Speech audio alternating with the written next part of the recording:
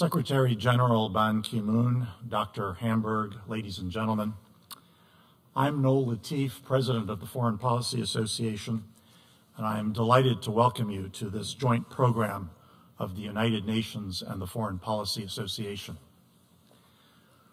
We inaugurate today an annual lecture with far-reaching implications. The Andrew Carnegie Distinguished Lecture on Conflict Prevention in honor of David Hamburg is an open invitation for a continuous flow of ideas to promote peace, the sine qua non for economic and social development.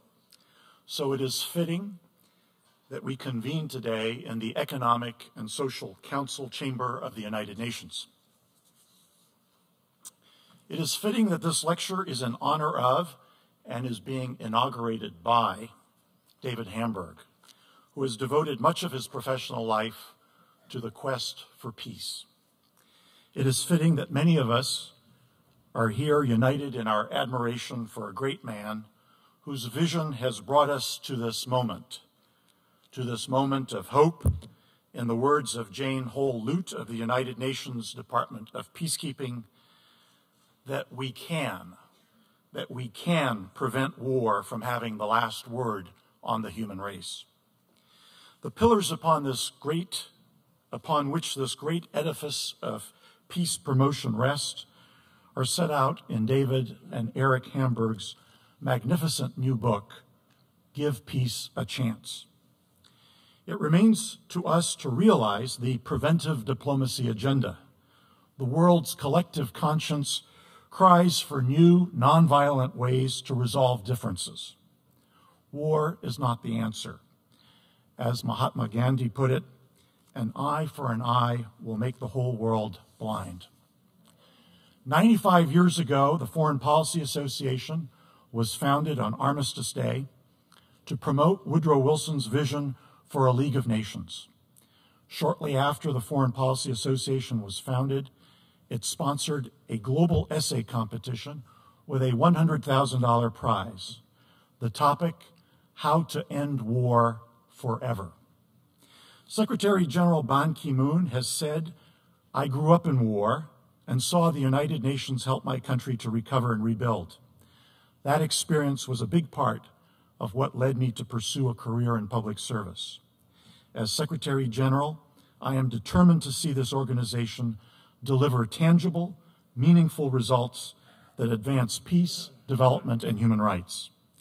The Secretary General took office on January 1st, 2007. On June 21st, 2011, he was unanimously re-elected by the General Assembly. It gives me great pleasure to invite the 8th Secretary General of the United Nations, His Excellency Ban Ki-moon, to address us at this time.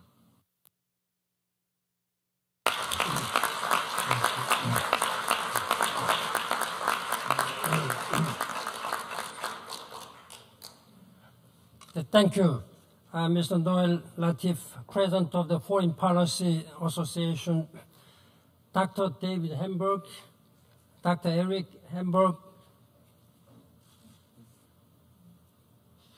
Excellencies, ladies and gentlemen, it is a great pleasure for me to welcome you all to the inaugural Andrew Carnegie Distinguished Lecture on Conflict Prevention in honor of Dr. David Hamburg. David Hamburg has made truly important intellectual contributions to the world and to the work of the United Nations.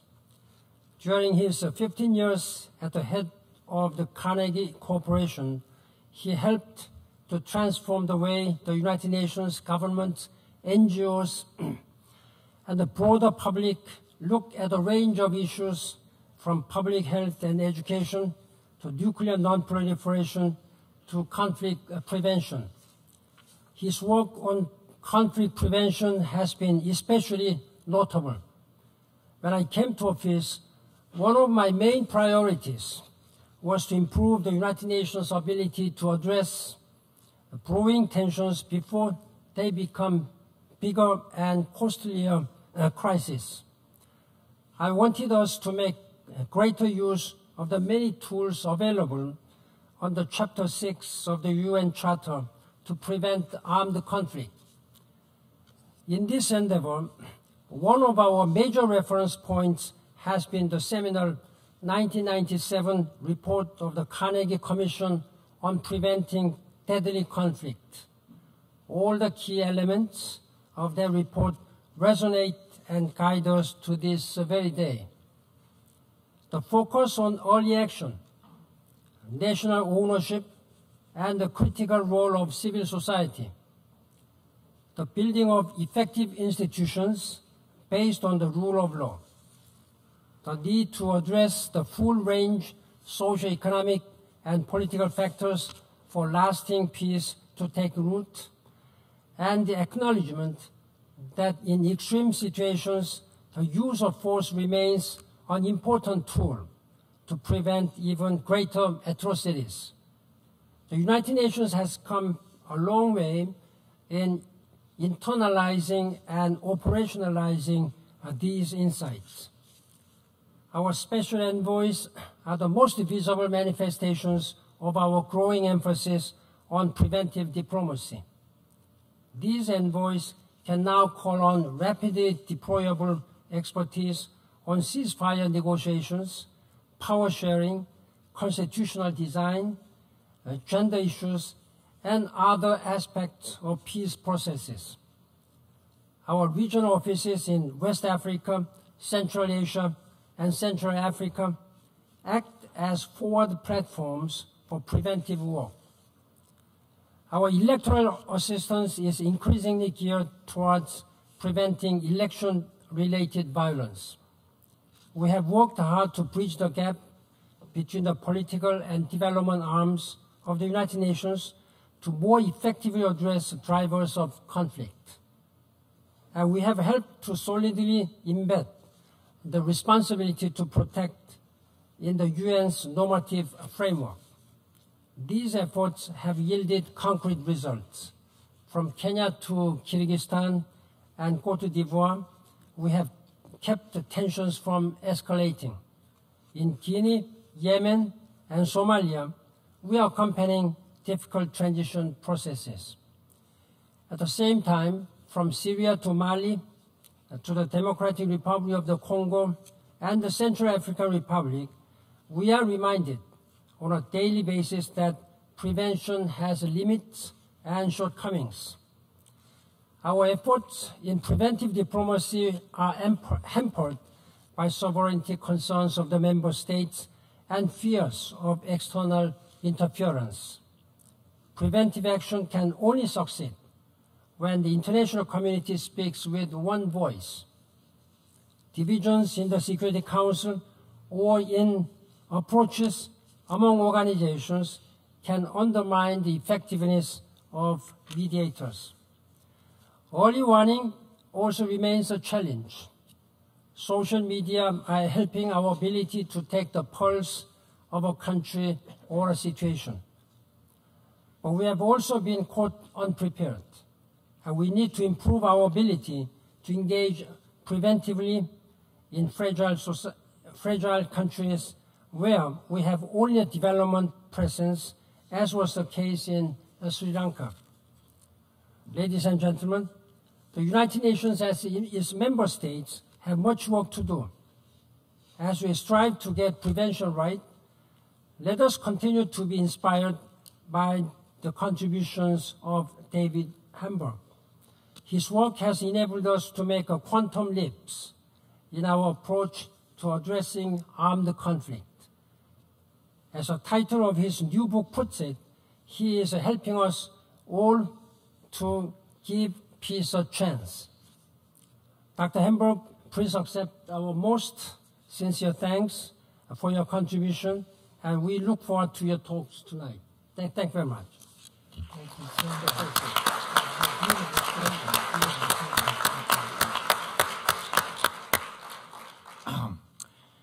Thank you, Mr. Secretary General, for those inspiring remarks. I would like to invite Robert Orr, Assistant Secretary General for Strategic Planning in the Executive Office of the Secretary General of the United Nations, to formally introduce Dr. Hamburg. Thank you very much, Mr. Secretary General and Mr. Noah Latif, for your welcoming remarks, which already make it clear for anyone that did not know before they came here tonight, David Hamburg is a giant among men. David is the ultimate Renaissance man, a physician, humanitarian, scientist, academic, philosopher, and my favorite, a man of action. His illustrious career has seen him as the president of the Carnegie Corporation of New York, the president of the Institute of Medicine, the National Academy of Sciences, president of the American Association for the Advancement of Science, and before that, he was chair of the Department of Psychiatry at Stanford University. David was awarded the Public Welfare Medal of the National Academy of Sciences in 1998, its most prestigious award, and he has received the Presidential Medal of Freedom, the highest civilian honor that can be bestowed by the President of the United States. His central and pioneering role in shaping how we look at conflict prevention today is doubtless, but what may not be clear to those who don't know him personally is that prevention for David is not an abstract concept. To put it one way, he takes it personally. It is firmly rooted in the personal day-to-day lived experiences of every individual, and this is something that comes across very strongly in the book he will discuss tonight. The wealth of anecdotes and memories in this book quite literally serve as a how-to guide for ordinary people to prevent conflict as we go about our daily lives. There is one that I especially love right at the start of the book in Chapter 1 on personal pathways to peace. In May 1975, David, who was then in California at Stanford University, got a call that 4 of his students had been kidnapped in Africa. They had disappeared literally in the middle of the night, and nobody had any idea what had happened to them. So, of course, he got on a plane and went to go find them.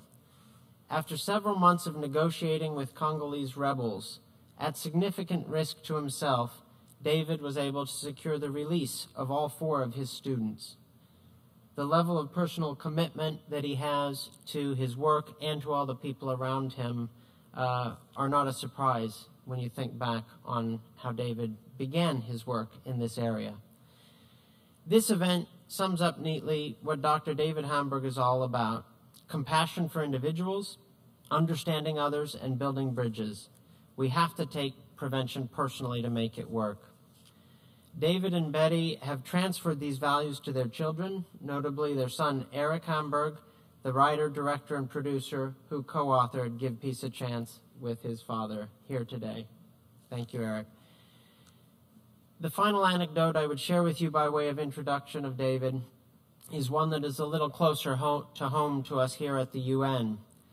David helped to set up the Advisory Committee on the Prevention of Genocide. There were moments in this process that I thought we might have violence in our midst over our own process to prevent genocide. David, with his characteristic determination and skill, built and chaired an amazing committee that supported Francis Deng, the founding special representative of the Secretary General on genocide prevention, and his office. It is testament to David and to Francis that this concept and this office is not just acceptable to all now, but in fact welcomed and owned by all. So it is a great privilege, David, to know you and to count you as a friend and a mentor, and it's my personal honor to welcome you to give the inaugural Andrew Carnegie Distinguished Lecture on Conflict Prevention.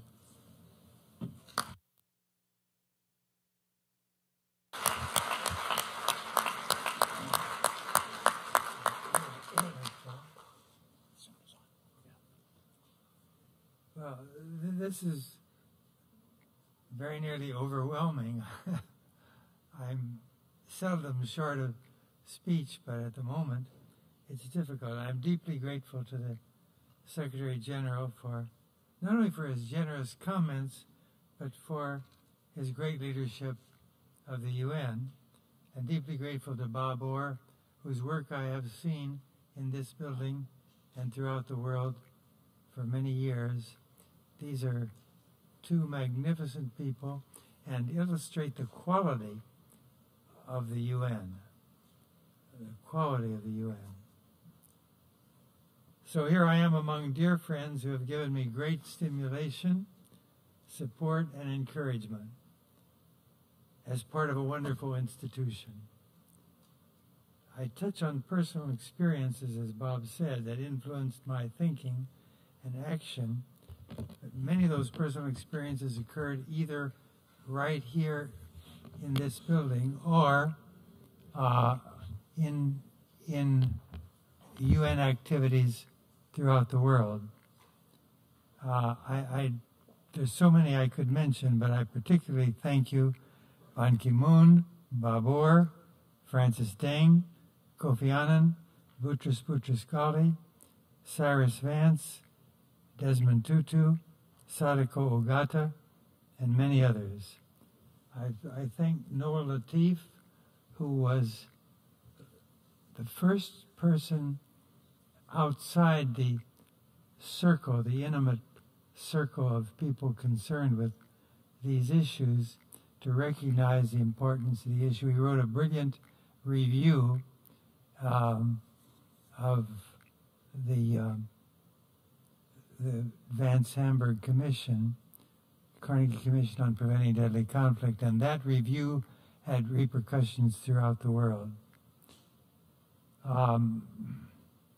So many of you here are my teachers.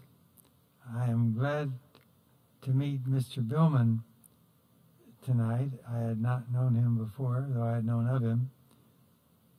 But anyway, as my teachers, you need not take responsibility for my peculiarities. This book is a synthesis of the author's several decades of research and experience with preventing mass violence, including various kinds of wars and various kinds of mass atrocities. In that sense, it's an unduly ambitious effort to cut right across mass violence and see if there are principles and policies that might be derived or at least pointed in a certain direction that would give us stimulation and hope to move ahead of where we are today. Now, the book is built on what I call pillars to make possible long-run ways of preventing mass violence, some useful now, some later. This information draws heavily on the United Nations, the Carnegie Corporation of New York, the Foreign Policy Association, and the European Union, among others, and my personal experiences in East Africa, in South Africa, in Russia, and Europe, as well as the United States. I've really had the privilege of sitting at the feet of masters. And the great thing that always moves me about the United Nations is the whole world is here. The whole world is here in this room tonight and throughout the world. It's a thrilling experience to be involved, even informally, with an organization of such scope and legitimacy and caliber. Incidentally, I have to say, I've never held a formal paid position with the UN. The only formal position I had was chairman of the Committee to advise on preventing genocide. That may have given me freedom to be more critical than I should, or to take more stimulating action than I should. But it is very interesting that I was permitted by 3 Secretaries General to do that. It's kind of a permeable membrane between the UN and the outside world. And I don't think that's nearly as widely understood as it should be. Now, what are the pillars of prevention of mass violence? I can just mention them now. I'd be happy to discuss or hear you discuss any of them as afterwards. One is education for human survival. Two is proactive help, including preventive diplomacy, but actually preceding preventive diplomacy, as you'll see in a moment. Number three is fostering indigenous democracy. Number four is building equitable, and I emphasize equitable, socio-economic development. I also emphasize socio. In other words, not a narrow view of economic development. Number five is promoting and protecting human rights. And number six is restraints on highly lethal weapons. Of course, weapons of mass destruction, but there's much more in the way of highly lethal weapons covering the world, and the United Nations has just taken an important action on that last week. Groundbreaking. There's great potential for preventing mass violence if such pillars are built early and applied to the tensions of human adaptation, including intergroup and international differences. There's only time to sketch these now. My emphasis is a kind of specialty. I came, as the Secretary General mentioned, or Bob Orr mentioned, out of a background in medicine. And in medicine we have specialties, more and more specialties as we learn more and more about genetics and endocrinology and the various aspects of the field. And I have, even though I have very broad interests, as you'll see, I do have a specialty, and that is early prevention. Not just prevention, but early prevention. What is distinctive about the early prevention approach to mass violence? First, it emphasizes proactive help to groups or countries in trouble, if possible prior to any killing. Second, since danger signals are typically evident years before carnage, there is ample warning time to act before blood flows. 3, this approach recommends the formulation and dissemination of specific response options and contingency plans to deal with early warning signals. What good does it do to have early warning signals if you haven't the foggiest notion how to follow up and make use of that information? It draws together many tools, strategies, and practices to prevent mass violence, drawn from many intellectual, technical, and geographical sources. In other words, our attempt has been all along to learn everything we could learn all over the world, not so much to generate creative new ideas, but to learn what is known and what is emerging all over the world. And of course, the UN is the prime vehicle to facilitate that kind of outlook. This approach clarifies how various international organizations, but especially the UN, can use these tools, strategies, and practices most effectively, and emphasizes the role of the established democracies in organized, collaborative, respectful analysis and action.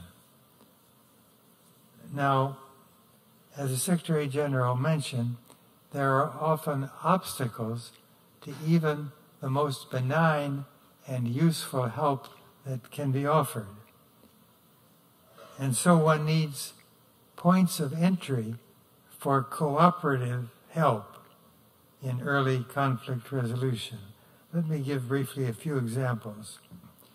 We are especially concerned with intergroup hostility, with governmental repression of vulnerable groups subject to prejudicial stereotypes, to rising hate speech, to systematic violation of human rights, and inclination to deal with problems by violence.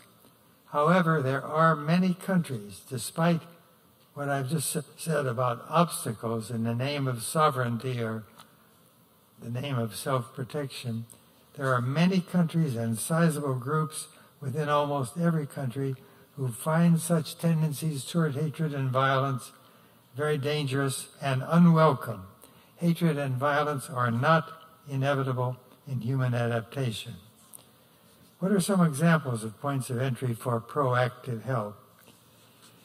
One is offers of tangible economic development linked with internal conflict resolution mechanisms throughout the development process, helping to build national capacity internally for early ongoing conflict resolution with international help as may be necessary and acceptable. Avoid any air of superiority. We are all more simply human than otherwise. Second, cultivate relations with moderate, pragmatic, emerging leaders, democratically inclined to the extent possible. Third, mediation, preferably at an early stage before revenge motives become intense. Fourth, make use of organizations such as UNICEF that exist in many countries with valuable activities, in this case for healthy child and adolescent development as well as education.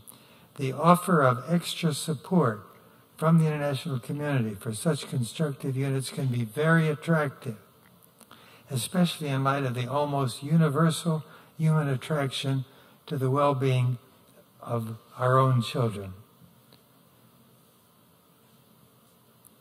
The fifth and final example I give, although there could be many others, are that there are health units in each region. Maybe this is the doctor in me, but I believe quite strongly that, for example, especially the World Health Organization, that can offer immediate help along with a vision of long-term health improvements. Given the virtual universal yearning for good health, and especially the health of children, there is an opportunity here for health diplomacy. Health can be a bridge to peace, crossing adversarial boundaries, for example, in the great smallpox eradication experience. Now a word about education. I said I begin early prevention and even preschool. I'm concerned with overcoming complacency, ignorance, prejudice, in other words, starting to build the pillars early in life. Modern humanity is a single, interdependent, crowded, worldwide, weaponized species vulnerable to pervasive stress from severe poverty, from harsh disparities, from drastic climate events, and much more. So we must cooperate in our own self-interest.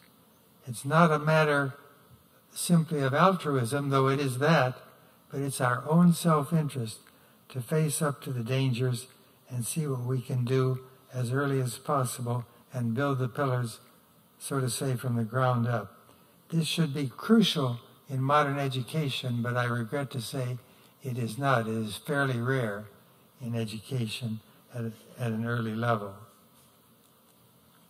Now this is dangerous, to omit early prevention in education. It is vital that schools and other child-rearing institutions, for example, religious institutions, provide a setting in which young people from different backgrounds can overcome the in-group bias and then reach valued common goals in an atmosphere of collaboration. The same principle applies in the formation of governments to jump ahead and to international organizations to jump even further ahead. In other words, what I'm really saying, if you want a bumper sticker, mutual aid for mutual benefit. That's a recurrent theme of this book, starting early and going right through to the highest levels. The strengthening of education includes many elements. For example, understanding how democracy actually works, educating girls and women, teaching science and technology for shared, and I emphasize shared prosperity, and practical understanding of nonviolent conflict resolution. How do you actually do it? Now a quick word about democracy and peace, basic practices in preventing mass violence. Democratic variations, and there are many, share the common themes of seeking fairness, widespread participation, and broad involvement in decisions that are important in the lives of the population, and cooperation with people from different groups. They keep ubiquitous human conflict, and we are a contentious species, keeping ubiquitous human conflict below the threshold of mass violence. Even with the fundamental advantages democracies possess, they remain imperfect. I need hardly tell you that. You can reflect on recent events. Democracies remain imperfect, require constant vigilance and ongoing adjustments to avoid erosion of democratic values and practices.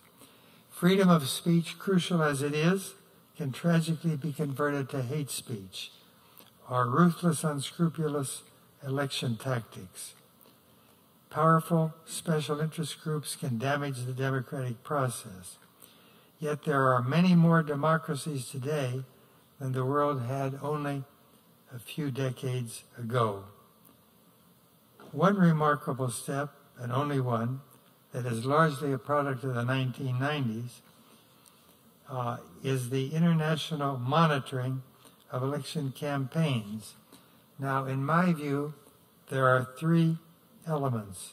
Monitoring is the second element, but the first one that I think gets inadequate attention is preparation, and in a word that means the process of compromise, learning to compromise, learning mutual accommodation.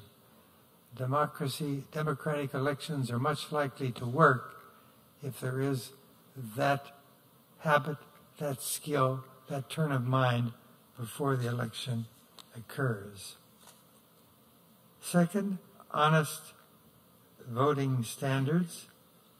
And third, helping losers to accept results,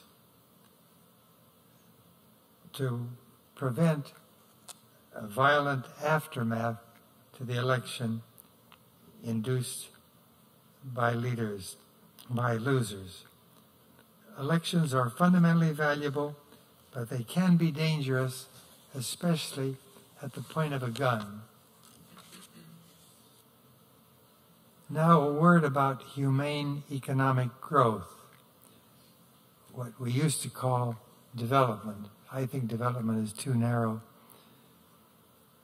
Equitable socioeconomic development on a worldwide basis offers humanity its best hope for producing conditions favorable to peaceful living and mutual accommodation among rival groups. The essential features of development, in my view, are knowledge, skills, freedom, and health. And they can be achieved by sustained international cooperation.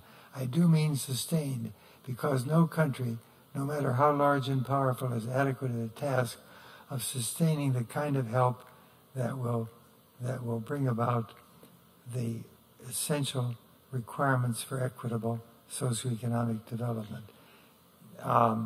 And the sustained international cooperation must be both global and regional. It draws upon the unprecedented advances of modern science and technology. There are several fundamental aims for economic development. One is widely shared prosperity, widely shared. 2 is empathy and fairness in human relations. 3 is multilateral cooperation for an effective trading system. And 4 is moral commitment to decent human and environmental relations. Now a word about health and development. International scientific cooperation facilitates biomedical and public health research in low-income countries. It's crucial. For the longest time, until about the past decade, the scientific community paid very little attention to developing countries. That is now happily changing for the better. Now, in an emerging conflict as in public health, and I do use a public health intellectual framework throughout much of my work, in emerging conflict as in public health, the first rule of success is prevention is better than cure. The earlier the better, the more durable the better. So let us think about how public health can apply to emerging conflicts. Now a word about human rights. There is a strong linkage between human rights abuses and the path to war, mass atrocities, and even genocide. The proposals of the Carnegie Commission on Preventing Deadly Conflict, to which the Secretary General so kindly referred, suggest how the international community might take further steps to protect human rights worldwide in the interest of blocking mass violence. What can you actually do? You can strengthen existing international law to deter human rights abuses. You can stimulate international efforts to develop an early warning system of human rights violations. And you can fund efforts to advance the rule of law, democratization, and national human rights institution. We were particularly interested in the Commission to see the growth of effective national human rights institutions in many countries. But even that often requires help and understanding from the international community. A word about international centers for the prevention of mass violence. You need a focal point associated with great international organizations and major democracies that can provide an extremely valuable reservoir of knowledge and skills, as well as a home base for mobilization of many different institutions and organizations that could make good use of this information. Such centers of excellence could stimulate worldwide cooperative efforts in the next few decades to greatly reduce the occurrence of mass atrocities. They would stimulate new ideas, new research, new education, and new modes of cooperation among diverse entities that can contribute to prevention. Now, I should say a further word besides the very sincere praise that I've given the United Nations, something about its accomplishments, its constraints, and its potential. Dag Hammarskjöld was a pioneer in the work of preventing violence early in the UN's history. The Cold War then interfered. After the Cold War, which was a major obstacle to almost any UN role, in fact, I'm only aware of one really important intervention that was allowed by the superpowers during the Cold War, but we can put that aside. But following the Cold War, Secretary General Boutros Boutros-Ghali deserves much credit for 3 major studies in the 1990s on the UN's historical core values that could guide its work in the 21st century. The Agenda for Peace, the Agenda for Development, and the Agenda for Democratization. He made a funny remark to me when he was completing the Agenda for Democratization. He didn't have much time left on his term, and he was committed to doing it, and I offered to help in any way he could. He said, "No, David, I'm going to do it myself, even if I have to finish it as I'm walking out the door." Kofi Annan was the first world leader to take up the Carnegie Commission on Preventing Deadly Conflict specifically, and that was co-chaired by a remarkable man who often represented the UN, my colleague, the late Cyrus Vance. And I'm happy to say we not only published the so-called central report of the Commission, but about 20 books on various facets of prevention, 150 research papers and observational papers, so that it constituted a unique resource on this very complex subject. And of course, there's a lot more to learn. The UN has a network of well-trained, professional, dedicated staff and representatives in almost every country in the world. Many of them can help in early warning and formulation of conflict resolution without mass violence. There is more to the UN than the Security Council and the General Assembly, however important these are. Early, respectful, cooperative engagement can do much to foster decent intergroup relations and diminish the risk of mass violence. A serious defect, to be frank, in the UN's history has been to wait until violence is not only underway, but often far advanced. There has been a neglect of early conflict resolution and pre-violence cooperative assistance. I also have to be frank in saying that, in my judgment, a number of member states have often interfered with what the UN would otherwise have done at an earlier stage. Now, special representatives or special envoys have been mentioned, very important. People like Cyrus Vance and Lakhdar Brahimi and many others. One proven way in which the UN can employ the resources of experienced diplomats is in the capacity of special representatives of the Secretary General under his guidance. The Secretary General needs an international panel of conflict resolution experts with extensive experience, intellect, integrity, and distinction that gives them world recognition as suitable envoys for violence prevention missions. These experts, in turn, need support staff, and I'm happy to say that there has been significant movement in recent years on building support staff for such functions. And the support staff, among other things, needs thorough knowledge of particular regions of the world, because you cannot expect the great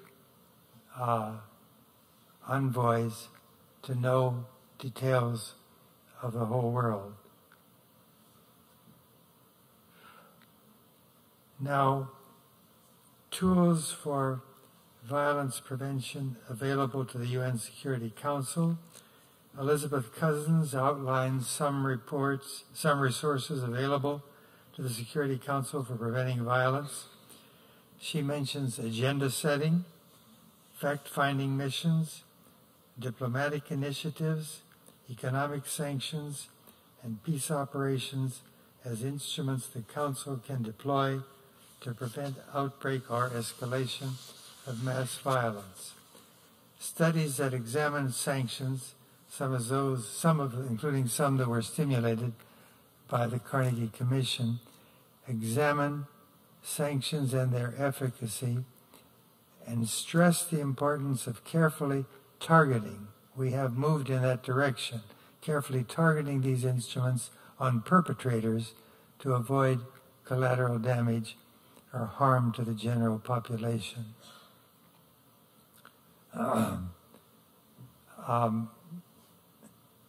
I've touched on the role of the UN agencies in prevention, and we can discuss that further later if you wish, but I believe the agencies are very important, and I'm afraid the world at large does not fully appreciate, or anywhere near fully appreciate, what these agents are doing, have done, and can do even more in the future.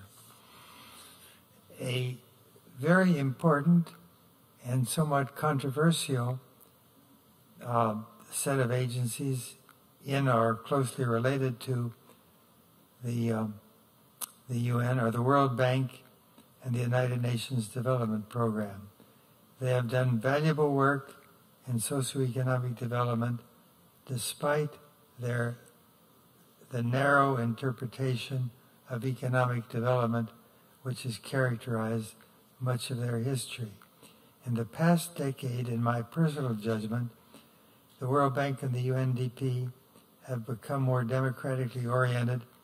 They focus more on people and less on monuments than they used to. They foster cooperation of public and private sectors, an opportunity now being pursued very wisely by Bob Orr in building fair market economies. They cooperate more with each other than they used to. They do have major resources.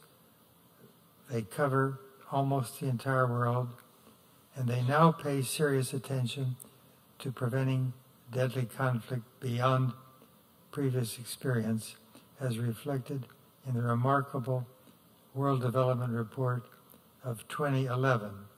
I realize that some people are doubtful whether this will lead to action, but its statements go beyond any previous World Bank report in the role of the World Bank in preventing deadly conflict.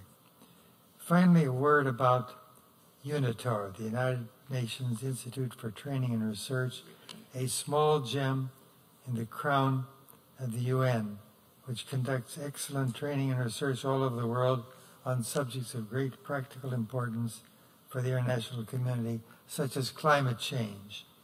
Connie Peck's work there has made outstanding contributions to the understanding and practice of preventive diplomacy.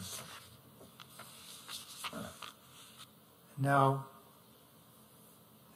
the Mediation Support Unit of the very important UN Department of Political Affairs has compiled a great deal of the UN's experience in a variety of conflicts all over the world. It can help high-level mediators. One of the most encouraging developments in preventing deadly conflict is the prospect of a worldwide cadre of mediation professionals acting under the auspices of the UN and our regional organizations, much as we have created over the past couple of decades in the health field, a cadre of mediation professionals, not necessarily doctors and nurses, but people who can work in the villages of the world to be useful. Now, next to last, the most recent UN treaty, the Global Arms Sale Treaty, a new development in long struggle. I've been pounding the table for several decades, feeling rather hopeless about the fact that the world is covered wall to wall with highly lethal weapons, which are not called weapons of mass destruction, but they really are. If you can kill hundreds or even thousands of people in a few hours or a few days, to me that's a weapon of mass destruction. Not nuclear, not chemical, not biological, but bad enough. Just this month, a UN treaty is the first concluded to regulate global arms sales. The UN General Assembly voted overwhelmingly to approve this pioneering treaty aimed at regulating the enormous global trade in so-called conventional weapons, for the first time linking sales to the human rights records of the buyers. Now, I understand that implementation is years away, and there is at the moment no specific enforcement mechanism, yet for the first time, sellers will have to consider how their customers will use the weapons and make that information public. The treaty took 7 years to negotiate, more power to the negotiators, and highlights a growing international feeling that the multi-billion-dollar weapons trade needs to be held to a moral standard. Not easy, but possible. Public pressure, I think, will grow, and someday this may well be a serious constraint on highly lethal weapons, not ordinarily considered weapons of mass destruction, but as we have seen lately in Boston and elsewhere, capable of horrible damage. They are worldwide and dangerous for everyone. That's a very important point about almost everything I'm discussing. They're dangerous for everyone. It used to be they were dangerous for the U.S. and the Soviet Union. No more. Dangerous for everyone. And that should be a powerful stimulus for cooperation. If self-preservation is not a stimulus for cooperation, I don't know what would be.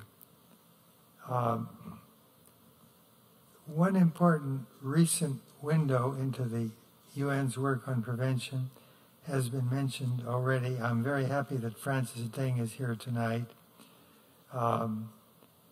He was the first major appointment in Genocide Prevention Unit in the history of the organization. He built a framework for cooperation of member states, regional organizations, non-governmental organizations, and important elements of civil society. Deng's unit earned great respect, sharing information available to the UN from many countries in every part of the world.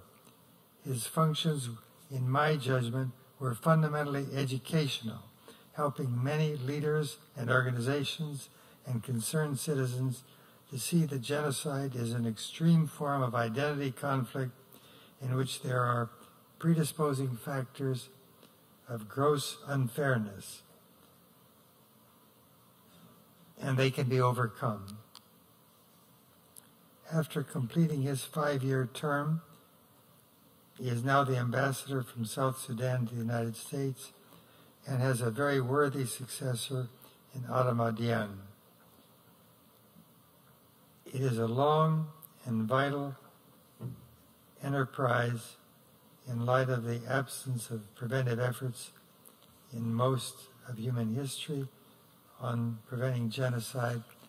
As my son and I learned the hard way, as we wrote a book a few years ago on the prevention of genocide from an action point of view, what could be done. It was virtually unprecedented because of our nerve in trying to say that there were a lot of things that were being done and could be extended to prevent genocide. And based on that book, my son made a documentary on preventing genocide. So, I'm about to finish. It would be a pleasure to go on for hours if my voice held out, but no way. The UN altogether has the potential to survey the world's experience,